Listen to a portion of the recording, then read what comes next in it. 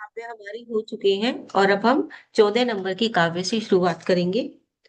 सभी लोग 14 नंबर का काव्य निकाल लेंगे। 14 नंबर का जो काव्य है वो शत्रु स्नेह जनक काव्य है। यानी कि शत्रुता को भी मित्रता में बदल देने वाला ये काव्य है।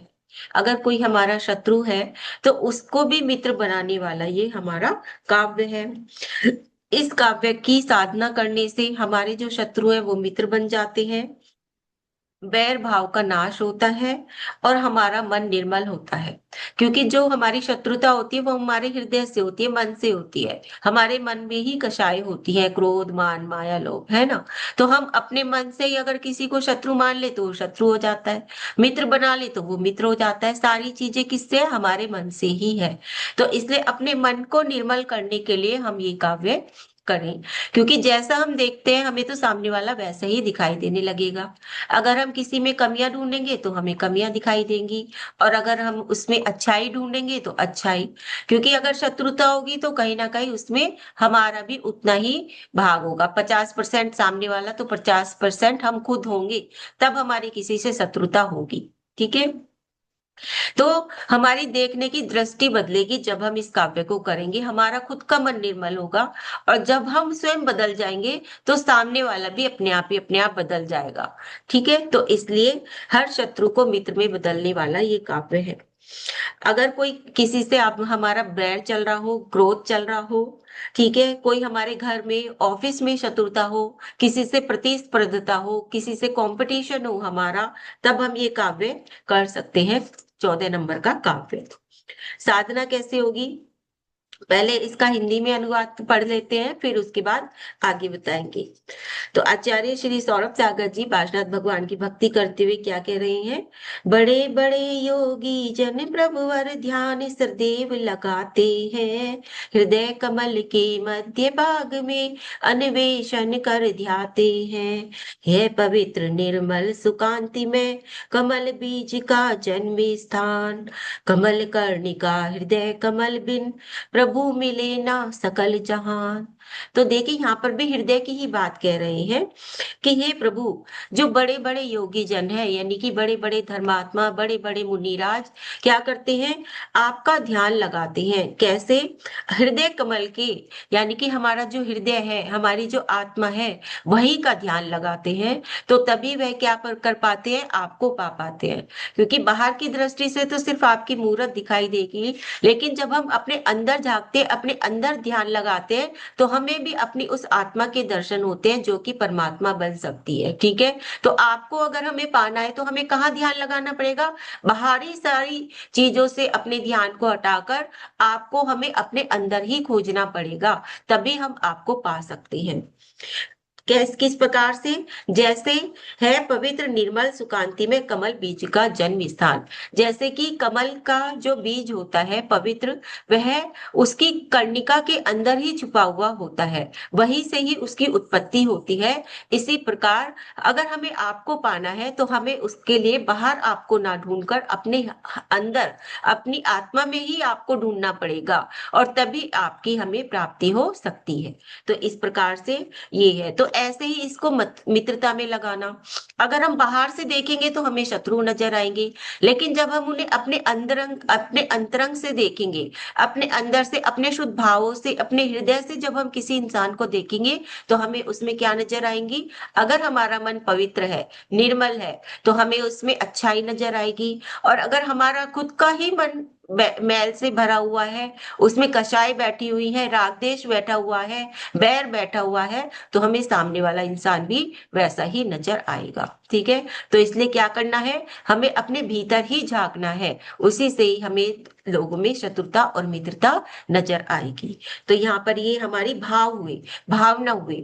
तो जब भी हम इस काव्य की साधना करें तो इन्हीं भावों के साथ करें कि हे प्रभु, जैसे हम आपको अपने हृदय में पा सकते हैं, उसी प्रकार से हम अपने शत्रु में भी मित्रता को पा सकते हैं। साधना कैसे करनी है? तो काव्य का पढ़ते हुए रिद्धि और मंत्र की जाप करनी है। 25 दिन में 25,000 जाप आपको पूरी करनी है। रिद्धि है ओम रीम अरम नमो सज्जन भव झवणाय नमः। मंत्र है ओम नमो महारात्रि काल रात्रि नमः स्वाहा। ठीक है, 25 दिन में 25,000 जाप आपको पूरी करनी है। द्रव्य इसमें पुष्प लिया है, क्योंकि पुष्प के द्वारा ही हम आकर्षित कर सकते हैं, यानी कि शत्रु को मित्रता में बदल सकते हैं, तो इसलिए इसमें पुष्प के द्वारा साधना होगी। तो जब भी हम ये काव्य पढ़े, रिद्धि पढ़े, मंत्र पढ़े, तो जो पीले रंग की सरसों आती है उसको सामने रख ले। ठीक है, तो उससे, या फिर पीले पुष्प सामने रख ले, तो उनको मंत्रित कर ले, और फिर उन मंत्रित पुष्पों को हम अपने पास रख सकते हैं, अपनी पर्स में रख सकते हैं। अगर हमारी फैक्ट्री, दुकान आदि है, तो ऑफिस है, तो वहां पर हम कोने कोने में भी उन सरसों के दानों को क्या कर सकते हैं, डाल सकते हैं। ठीक है, ताकि वहां पे जो निगेटिव ऊर्जा है वह सारी दूर हो जाए और वहां पर एक पॉजिटिव ऊर्जा आ जाए। सरसों मंत्रित करके घर, ऑफिस के कोनों में डाल सकते हैं। ठीक है, और वो जो पीले पुष्प हमने मंत्रित किए हैं उन्हें हम एक पन्नी में पैक करके और अपने पर्स में रख सकते हैं, यानी कि हर वक्त हम उस ऊर्जा को अपने साथ रख सकते हैं, ताकि हमारे आसपास जितने भी लोग हैं वो सब हमारे क्या बन जाए, मित्र बन जाए। तो इसलिए इसमें पुष्प लिया है। और क्या कर सकते हैं, तो जो इसमें नहीं है वो अलग से बता देती हूँ। घर में जब दिया जलाएं तो उसके अंदर पीली सरसों के दाने थोड़े से डाल दे। ठीक है, जब भी हम साधना करें तो उसमें हमें घी का दिया तो जलाना ही है। जब भी हमें साधना करनी है, सबसे पहले काव्य में ही बता दिया था कि कैसे साधना होगी, आगे सारे काव्य में लगा लेना। तो क्या करें, घर के दीपक जलाकर उसमें थोड़ी सी पीली सरसों डाल दें। जब भी शुक्ल पक्ष आता है और उसका बुधवार आता है पहला, शुक्ल पक्ष का जो पहला बुधवार आता है उसमें 5 गोमती चक्र लेकर अपने सिर के चारों ओर से उतार कर और उसको क्या कर दे, फेंक दे बाहर। सड़क में फेंक सकते हैं आप, कहीं भी चौराहे पे जाके डाल सकते हैं, ऐसे कुछ भी कर सकते हैं। ठीक है, जिसके ऊपर भी जिसकी जिससे शत्रुता है वो ये कार्य कर सकते हैं। ठीक है, तो इस तरह से 5 गोमती चक्र ले, एंटी क्लॉकवाइज अपने ऊपर से उतारे और बाहर फेंक दे। और क्या कर सकते हैं, छोटी इलायची, लाल चंदन, सिंदूर, कंगनी, कंकड़ सिग्गी, इन सबकी धूप बनाए। ठीक है, जो 10 चीज मिला के धूप बनती है वो भी बना सकते हैं, जो घर में प्रासुक धूप बनती है। नहीं तो ये सामान सारा आपको मिल जाएगा आराम से पंसारी के यहाँ, तो आप वहां से ले सकते हैं। इसकी शुद्ध धूप बना ले और फिर धूप खेते हुए क्या करें, इस काव्य के मंत्र की साधना करें धूप खेते हुए। ठीक है, और साथ ही इस भाव के साथ करें कि जो भी हमारा शत्रु है या जो भी हमें परेशान कर रहा है वह हमारा क्या बन जाए, मित्र बन जाए। ठीक है, तो इस प्रकार से उसका नाम लेकर और तब ये धूप से अर्चित करते हुए आप मंत्र की जाप करें, तो क्या होगा, तब भी आपकी शत्रुता मित्रता में बदल जाएगी। दिशा इसमें दक्षिण रखनी है। समय शाम का रखना है साधना के लिए। आसन काला, माला रीठे की, और रंग भी काला वस्त्रों का। दिन 25, जाप संख्या 25,000। बीजाक्षर है ओम। स्विच वर्ड है नमो अट्ठांग महानिमित कुशलाणम। चक्र है अनाहत। अनाहत क्योंकि हृदय चक्र है, सारे भाव ही हमारे कहाँ बैठे हुए हैं, हमारे हृदय में बैठे हुए हैं, है ना। तो जब हमारा हार्ट चक्र हील हो जाएगा तो हमारे अंदर प्रेम वात्सल्य करुणा आ जाएगी, और जब करुणा प्रेम वात्सल्य आ जाएगा तो हम सबको एक ही दृष्टि से देखेंगे, सबको मित्र देखेंगे। तो इसलिए ये कौन सा है, ये हमारा अनाहत चक्र, इससे हमारा हील होगा।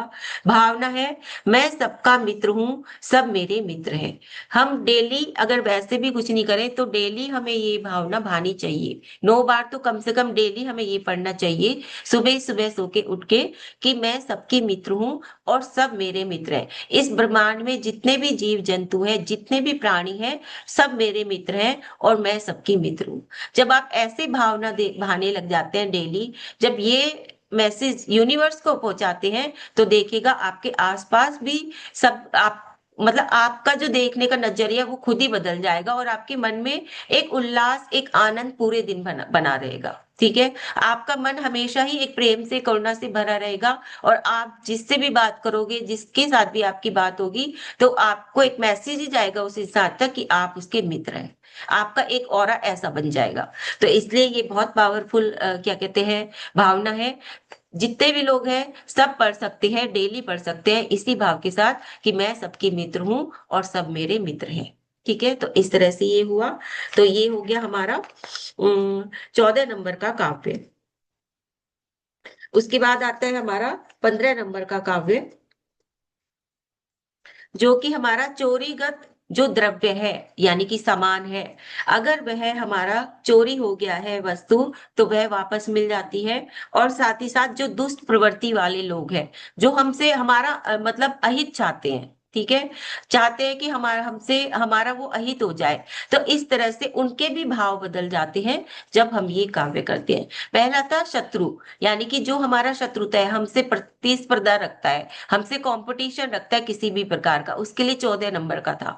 और ये है यानी कि कोई हमें नुकसान पहुंचाना चाहता है, चाहे वो अनचाहा हो यानी कि अनजाना भी हो, कोई अनजाना व्यक्ति जो हमें क्या करना चाहता है, हम हमें यानी कि नुकसान पहुंचाना चाहता है, हमारे सामान को नुकसान पहुंचाना चाहता है, जिनकी नीयत खराब है, हमारा कुछ ना कुछ नुकसान करना चाहता है। तो ऐसे दुष्ट प्रवृत्ति के लोगों का भी व्यवहार बदल जाता है खुद पे खुद, और हमारी चोरी गई हुई वस्तु भी हमें वापस मिल जाती है। और काव्य है, अगर सामान चोरी हो गया हो, खो गया हो, या दुष्ट लोगों द्वारा उपद्रव हो रहा हो, तो हम काव्य नंबर 15 करेंगे। इसमें क्या करना है, सबसे पहले काव्य पढ़ेंगे। किस धातु से सोना बनता, पा अग्नि का त्रिव संयोग, शुद्ध स्वर्ण हो जाता पल में, तज कर काली माँ का योग। ऐसे ही संसारी प्राणी तेरा ध्यान लगाते हैं, राग द्वेष तन तज कर पद क्षण में परमात्म पद पाते हैं। अब यहाँ पर कह रहे हैं कि हे प्रभु, जैसे, अब इसमें जो क्या कहते हैं उदाहरण है वो पहले दे दिया, कि जैसे जो धातु होती है उसी से ही सोना बनता है ना, पाषाण से ही सोना बनता है। तो उसको क्या किया जाता है, तपाया जाता है, और जब उसको तपाया जाता है, शुद्ध किया जाता है, तो वो पल भर में ही किस में बदल जाता है, सोने में बदल जाता है, यानी कि उसको ज्यादा देर नहीं लगती सोने को सोना बनने में। ठीक है, पल भर में ही वे अपनी कालिमा को तजकर, वो जो पत्थर है या वो जो धातु है जिससे जिसको हम सोना बना रहे हैं, वो क्षण भर में ही सोना बन जाता है। और जितनी भी उसकी कालिमा है, जितनी भी उसकी एक्स्ट्रा चीजें हैं, वह सारी अपने आप ही अपने आप दूर हो जाती है जब उसे तपाया जाता है। तो इसी प्रकार से ये जो संसारी प्राणी है, यानी कि आप और हम, जब हम आपका ध्यान लगाते हैं, आपको अपने हृदय कमल पे विराजमान करके आपका अन्वेषण करते हैं, आपको खोजते हैं, आपका ध्यान लगाते हैं, और राग द्वेष तज कर, ना हम राग करते हैं ना द्वेष करते हैं, यानी कि तटस्थ भाव से। ठीक है, अगर हम राग और द्वेष कर रहे हैं तो कुछ नहीं होने वाला, फिर तो हमें कोई नहीं मिलने वाला, हम चाहे कितना ही ध्यान करते रहें, हमें प्रभु नहीं मिलेंगे। लेकिन जब हम तटस्थ हो जाते हैं, यानी कि ना हमारे अंदर किसी के प्रति राग है, ना ही किसी के प्रति द्वेष है, जब हम इस राग द्वेष क्रोध मान माया लोभ, जब हम इन कषायों का त्याग कर देते हैं, इन कालिमा का त्याग कर देते हैं, और जब हम आपका ध्यान लगाते हैं, तो आप हमें क्या मिल जाते हो, हम उस परमात्म पद को भी पा लेते हैं, आपको तो पा ही लेते हैं, साथ ही साथ उस परमात्म पद यानी कि परमेष्ठी पद यानी कि सिद्ध अवस्था को भी क्षण भर में ही हम प्राप्त कर लेते हैं, जब हम सारी की सारी कषायों से दूर हो जाते हैं, या 8 कर्मों से दूर हो जाते हैं, राग द्वेष से दूर हो जाते हैं। ठीक है, इस तरह से यहाँ पर ये बताया है। अब इसकी रिद्धि मंत्र और काव्य करना है। रिद्धि और मंत्र की 23 दिन में 23,000 जाप पूरी करनी है। रिद्धि है ओम रीम अरहम नमो तक्कर दड़प वप्पियाय नमः। मंत्र है ओम नमो गंधार्ये नमः, श्रीम क्लीम एम ब्लूम ह्रूम स्वाहा। इसमें फल के द्वारा अर्चना होगी, यानी कि फलार्चना। इसमें 23 दिन तक प्रतिदिन 21 बार यह श्लोक पढ़े, छोटी इलायची चढ़ाते हुए। ठीक है, क्या करना है, 23 दिन तक आपको काव्य पढ़ना है, और 21 बार आपको डेली ये श्लोक पढ़ना है। ठीक है, फिर उसके बाद आपको रिद्धि और मंत्र की जाप करनी है। इसमें काव्य का बता दिया महत्व, कि काव्य आपको डेली 21 बार पढ़ना है, उसके बाद रिद्धि और मंत्र की जो संख्या दी है वो आपको करनी है। तो छोटी इलायची का इसमें प्रयोग करना है। छोटी इलायची को चढ़ाते हुए आप काव्य पढ़िए, जैसे एक काव्य पढ़ा, एक इलायची चढ़ा ली, दूसरा काव्य पढ़ा, दूसरी, 21 काव्य पढ़े, 21 इलायची हो गई। ठीक है, फिर उसके बाद आप इलायची से ही क्या कर सकते हैं, जाप भी कर सकते हैं। तो इस प्रकार से इसमें छोटी इलायची आपको करनी है। दिशा इसमें उत्तर रहेगी, समय ब्रह्म मुहूर्त, आसन हरा, माला हरे रंग की, रंग भी हरा, दिन 23 23 हजार जाप, बीजाक्षर है सम, और स्विच वर्ड है नमो व्यू यट्टी पत्ताणम, चक्र है आज्ञा चक्र, और भावना मेरा सामान सुरक्षित है और मेरे पास है। ठीक है, तो जब आपके पास वो इलायची मंत्रित हो जाएगी तो आप उसको उठा के रख लीजिए। और जब भी आपको कहीं बाहर जाना है और आपको डर लग रहा है कि मेरा सामान चोरी ना हो जाए, है ना, तो वो इलायची साथ में अपने हर सामान के अटैची के अंदर एक एक इलायची को रख दीजिए। ठीक है, तो इस प्रकार से क्या होगा, आपका वो डर भी खत्म हो जाएगा। तो इस तरह से इलायची को मंत्रित करके अपने पास रखिए। और क्या कर सकते हैं इसमें, तो पीछे भी इसमें किताब में एक अच्छी सी रेमेडी दी हुई है।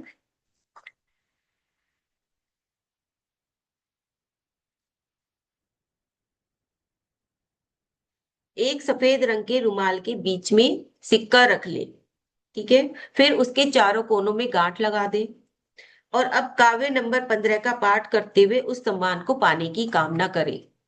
या वो जो आपका सामान खो गया है, मान लीजिए आपका घर में कोई सामान खो गया है, तो तब आप ये कर सकते हैं। ठीक है, तो वो उसके साथ आप उस पोटली के साथ आप ढूंढ भी सकते हैं, तो वो आपका सामान आपको मिल जाएगा। तो इस प्रकार से ये इसकी एक छोटी सी रेमेडी भी होती है। उसके बाद है हमारा 16 नंबर का काव्य। 16 नंबर का काव्य है गहन वन पर्वत भय विनाशक। यानी कि आप कहीं यात्रा पे जा रहे हो, आपको ऊंचाई से डर लगता है, ऊंचाई पे जाने से डर लगता है, पहाड़ पे चढ़ने से डर लगता है। ठीक है, कहीं अंधेरे में जाने में, अब जैसे अंधेरी गुफा वगैरह में जाने में, वन पर्वत ऐसे अगर आपको डर लगता है, उसका अगर भय है, तो उसके विनाशक के लिए ये काव्य है। साथ ही ऊंचाई का डर, कई बार बहुत लोग होते हैं कि जो छत पे जाके नीचे झांकते हैं तो भी उनको डर लगता है, उनको चक्कर आने लग जाते हैं। तो ये वाली समस्या भी इससे दूर हो सकती है। या फिर हाइट नहीं बढ़ रही हो, बच्चों की लंबाई नहीं बढ़ रही हो, तब भी हम इस काव्य को कर सकते हैं। या फिर सफलता रुक जाने का डर, मान लीजिए कोई सफल हो गया मेहनत करके, ठीक है, लेकिन वो वहां पर बने रहे। देखिए, सफल होना आसान होता है, लेकिन अपनी सफलता को बनाए रखना मुश्किल हो जाता है। ठीक है, तो उसका डर कि मैं यहाँ तक पहुंच तो गया हूं, अब मैं क्या करूं, मैं अब नीचे ना आ जाऊं, है ना, इस तरह से जो डर लगता है, तो वो सफलता के बाद का जो डर होता है, वो भी उसके उसमें भी हम ये काव्य को कर सकते हैं। काव्य पढ़ेंगे पहले। तुमको बैठा अपने तन में भविजन ध्यान लगाते हैं, और उसी तन को क्यों प्रभुवर आप नष्ट करवाते हैं। ऐसा ही स्वभाव जीविका राग द्वेष से रहित हुआ, महापुरुषों ने विग्रह करके काय द्वेष को शमित किया। अब यहाँ पर कह रहे हैं कि हे प्रभु, आपको ही हम अपने हृदय में बिठाकर और ध्यान लगाते हैं, तो फिर जब हमारा जो मन है वो मंदिर हो गया एक तरह से, जब हम आपका ध्यान लगा रहे हैं, और जैसे ही हम आपका ध्यान लगाते हैं, आपको बिठाते हैं, तो आप इस शरीर को नष्ट करवा देते हो। यानी कि हमारे कर्म नष्ट हो गए, और कर्म नष्ट हो गए तो साथ साथ क्या हो गया, हमारा शरीर भी नष्ट हो गया। ठीक है, तो आप ऐसा क्यों करते हो, क्योंकि जो ये जीव का स्वभाव है, ये क्या है, राग द्वेष से रहित होना है। ठीक है, महापुरुषों ने भी कैसे किया है, महापुरुषों जो महापुरुष हुए हैं, बड़े बड़े योगी हुए हैं, बड़े बड़े आचार्य हुए हैं, बड़े बड़े परमात्मा हुए हैं, उन्होंने भी क्या किया है, आपको ही अपने हृदय में विराजमान किया सबसे पहले, और फिर उसी के द्वारा उन्होंने क्या किया, अपने राग द्वेष को दूर करके और अपने इस शरीर को नष्ट किया। क्योंकि देखो, जब हमारे यहाँ जैन धर्म में क्या है कि जब ध्यान अवस्था में जाते हैं, तभी मोक्ष की प्राप्ति होती है। तो यही ये यहाँ पर वर्णन है कि ध्यान की अवस्था में ही आपका क्या हो जाता है, शरीर नष्ट होता है, यानी कि आपको मोक्ष पद की प्राप्ति होती है। तो यही सवाल कर रहे हैं भगवान से कि हे प्रभु, जब हमने आपको, यानी कि जब आपको अपने अंदर विराजमान कर लिया, तो आप फिर क्यों इस शरीर को नष्ट करवाते हैं। अर्थात नहीं कराना चाहिए, क्योंकि वो तो एक क्या हो गया, मंदिर की भांति हो गया। लेकिन जो बड़े बड़े लोग हैं, वह इसी के द्वारा, इसी पद्धति के द्वारा ही क्या करते हैं, परमात्म पद को पाते हैं। ठीक है, तो इस तरह से यहाँ पर ये बता रहे हैं। इस काव्य में कैसे साधना करनी है, तो सबसे पहले काव्य पढ़ते हुए रिद्धि और मंत्र की जाप करनी है। 21 दिन में 21,000 जाप आपको पूरी करनी है। रिद्धि है ओम रीम अरहम नमो ऋग भय परासे नमः। मंत्र है ओम नमो गौरियाय इंद्रियाय वज्राय रीम नमः स्वाहा। इसमें जल अर्चना ली है, जल यानी कि जल द्रव्य को लिया है। प्रतिदिन पेड़ पौधों में पानी दे। ठीक है, इसका मतलब ये है कि हम नेचर के साथ कनेक्ट करें। अगर हम नेचर के साथ कनेक्ट करेंगे, मदर अर्थ के साथ कनेक्ट करेंगे, तो जो भी हमारा ऊंचाई का डर है, पहाड़ पे चढ़ने का डर है, ठीक है, खो जाने का डर है, जो भी हमारे ये डर है, तो वो सारे हमारे दूर होंगे, क्योंकि हम जब नेचर के साथ ही खुद को कनेक्ट कर लेंगे, तो फिर नेचर से क्या डरना, प्रकृति से क्या डरना। तो इसलिए इसमें कहा गया है कि पेड़ पौधों को पानी दो, ज्यादा से ज्यादा नेचर के साथ अपने आप को कनेक्ट करने का प्रयास करो। मदर अर्थ के साथ मेडिटेशन करो। ठीक है, मदर अर्थ के साथ खुद को कनेक्ट करके उसके साथ मेडिटेशन करो। जैसे पार्क में घूमने जाओ, नंगे पैर वहां पर चलो, ठीक है, वहां पर पेड़ है तो पेड़ के नीचे बैठ के मेडिटेशन करो। तो इस प्रकार से जो जितनी भी मतलब ये है नेचर है, उसके साथ कनेक्ट करो। हाथ पैर ठंडे पानी में डालकर थोड़ी देर बैठ जाओ और उसको फील करो, पानी को फील करो। ठीक है, जैसे हम किसी भी नदी के पास जाते हैं, तो उसमें पैर हाथ डाल के जब बैठ जाते हैं, तो हमें कितना सुकून मिलता है, कितना आनंद की हमें प्राप्ति होती है। बिल्कुल शांत होके जब हम बैठते हैं, तो एक कनेक्शन फील होता है उस पानी के साथ हमें। ठीक है, तो इसीलिए कहा है कि उसके साथ कनेक्ट करो। वो नहीं कर सकते तो घर में ही ठंडे पानी के पैर डालकर बैठ जाओ उसमें, और हाथ डालकर बैठ जाओ, और फिर उसके साथ कनेक्ट करो पानी के साथ। ठीक है, तो इस तरह से जितना जितना नेचर के साथ कनेक्ट करोगे, उतना उतना ही क्या होगा, आपके जो भय है, जो डर है, वो सारे दूर हो जाएंगे। रात में मून में जाके मेडिटेशन करो, छत पर जा चले जाओ, और जब मून निकलता है, चांद निकलता है, तो चांद को एकटक देखते हुए तब वहां पर ठंडी ठंडी हवा में मेडिटेशन करो। हमारे जो मुनि महाराज है, उनको क्या बताया गया है कि क्या कहते हैं, वो कैसे एक आता है ना, कि शीतल किनारे किनारे बैठ के, या फिर गर्मियों में धूप में वहां पर पहाड़ों पर वो करते हैं साधना। ऐसे एक पूजा में लाइनें आती हैं, मेरे को अभी याद नहीं आ रही है, देवशास्त्र गुरु की पूजा है शायद, उसमें ये लाइनें आती हैं।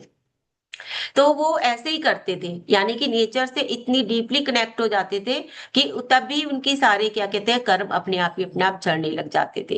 यानी कि गर्मियों में पर्वत पर जाकर साधना करो, ठंडी में सर्दियों में कहाँ पर शीतल यानी कि नदी के किनारे बैठ के साधना करो। ऐसे ऐसे उसमें पूजा की लाइनें जो बताया जाता है, तो वही यहाँ पर कह रहे हैं। ठीक है, मदर अर्थ के साथ जुड़ो, मेडिटेशंस करो, और प्रतिदिन ऊंचाई का अगर डर हो, तो प्रतिदिन मंत्रित करके जल को पियो।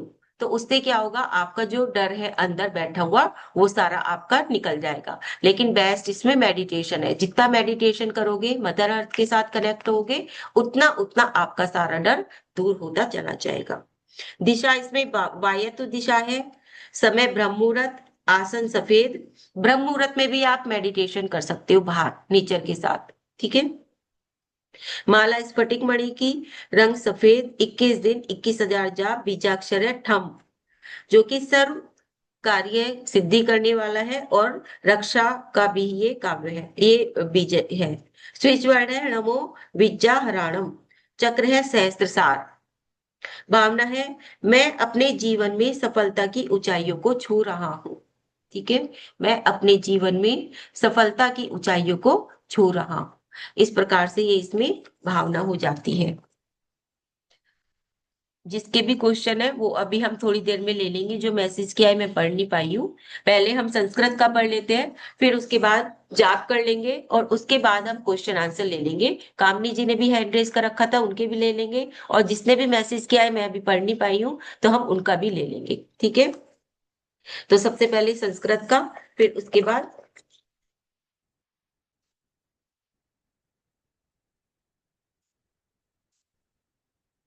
14 नंबर का काव्य। त्वाम योगिनी जिन सदा परमात्म रूप मन वेशयन्ति हृदयाम्बुज कोश देशे पूतस्य निर्मल रुचिर यदि वा किमन्ये दक्षस्य संभव पदम ननु कर्णिकाया। ठीक है। उसके बाद है ध्यान जिनेश भवतो भविना क्षणेन देहं विहाय परमात्म दशां व्रजन्ति त्रिवानलादुपल भावमपास्य लोके चामीकरत्वमचिरादिव धातु भेदा अन्ता सदेव जिनयस्य विभाव्यसे त्वम् भव्यै कथं तदपि नाशयसे शरीरम् एतत् स्वरूपमथ विवर्तिनो हि यद् विग्रहं प्रशमयन्ति महानुभावा। ठीक है। इस तरह से ये हमारे आज 3 काव्य और हो जाते हैं, 14, 15 और 16। आइए अब सबसे पहले जाप करेंगे, फिर उसके बाद हम क्वेश्चन आंसर लेंगे।